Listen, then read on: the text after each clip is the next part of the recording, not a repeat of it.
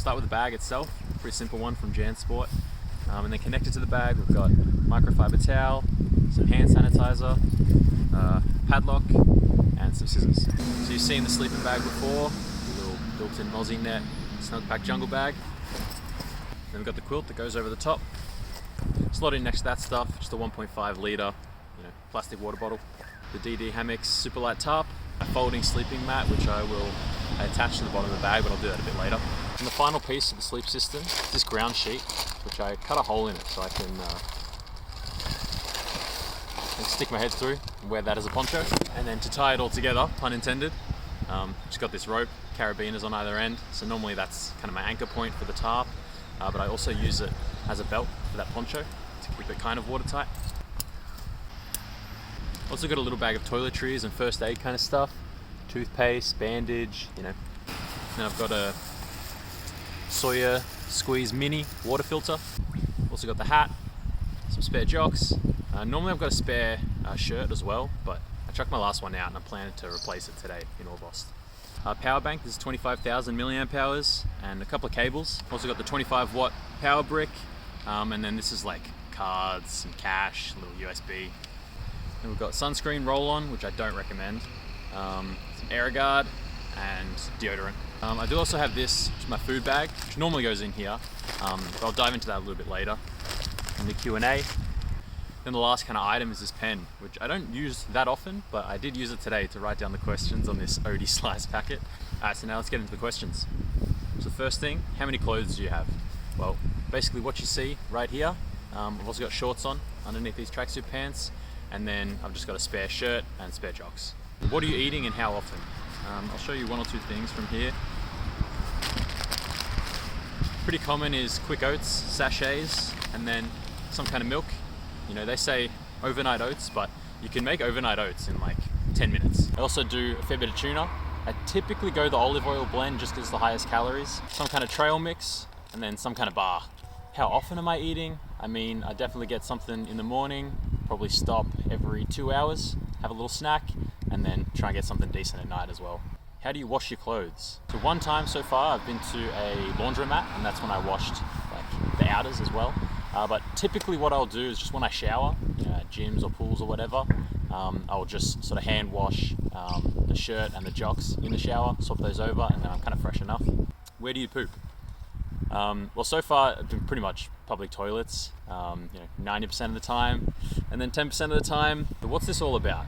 Well, I'm advocating for basic income, which is basically regular, unconditional payments that are meant to cover an individual's basic needs. I think, it's a right to live rather than something you need to earn. I think the whole idea of earning a living is kind of messed up. I think we're at a point as a species where we don't need economic production from each person. And we're getting pretty close to automating a bunch of jobs. So in the ideal world, I think no humans are doing basically any jobs that they don't want to do. I think we should all receive some kind of stipend from the government to cover our basic needs, and then you decide what kind of work you want to do on top of that, whether you get paid for it or not. So what's your plan as towns get further and further apart? The plan is basically to spend a little more time, sleeping under the tarp, a little less time sleeping in grandstands and gazebos. But, the basic fundamentals of this walk kind of stay the same. Just gonna have to carry a little bit more food. How do you charge your phone? Well, to charge the phone itself, I usually use that power bank. But to charge the power bank, I'm normally at libraries, once every couple of days to recharge all my stuff. Or also just finding outdoor power points every now and then. Sometimes you get lucky, at the front of the Sea Spray Surf Life Saving Club, for example, right where I slept, there was a power point.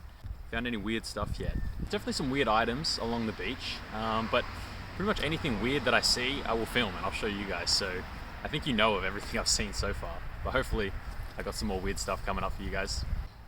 How do you get shots from behind while walking? Are you traveling with someone? Well, day one, I had my little brother with me. Day 4, I think it was, I had my dad with me. I'm from Victoria, so while I'm in Victoria, every now and then I'll have someone walking with me, and they're able to get some more sort of creative shots. But in general, it's alone. What's the plan in really bad / wet weather?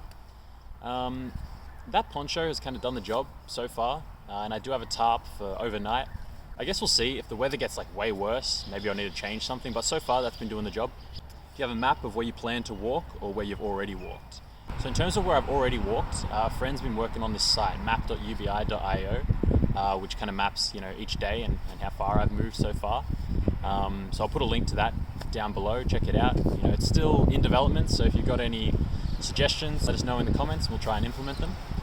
But in terms of where I'm planning to walk, there's a really rough outline on ubi.io/walk, and again, I'll put that link down below. But I'm trying to keep it fairly flexible. 6 months is a long time. Never know what's going to happen, exactly where I'm going to walk. So I don't have an exact route planned out. From here, I'm planning to kind of zigzag back to Buchan and then go up to Mount Kosciuszko. I'm going to climb that with my brothers in a couple of weeks. From there, I'll be going through Canberra, back out to the coast, probably around Wollongong, and then pretty much up the coast the rest of the way. Someone asked, are we just watching a homeless man walk across Australia?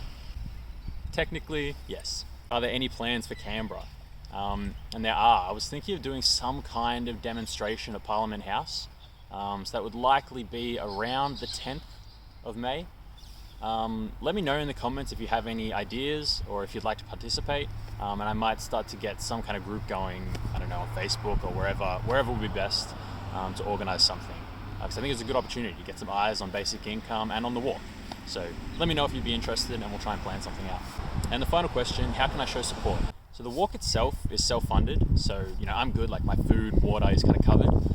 But if you would like to show financial support, you can donate directly to UBI, which is an organization that I helped start, which is crowdfunding basic income. So basically what they do is they raise money, and then at the end of each month, they distribute it evenly among all of their users, which right now there's about 150 in Vietnam, Laos, and Cambodia.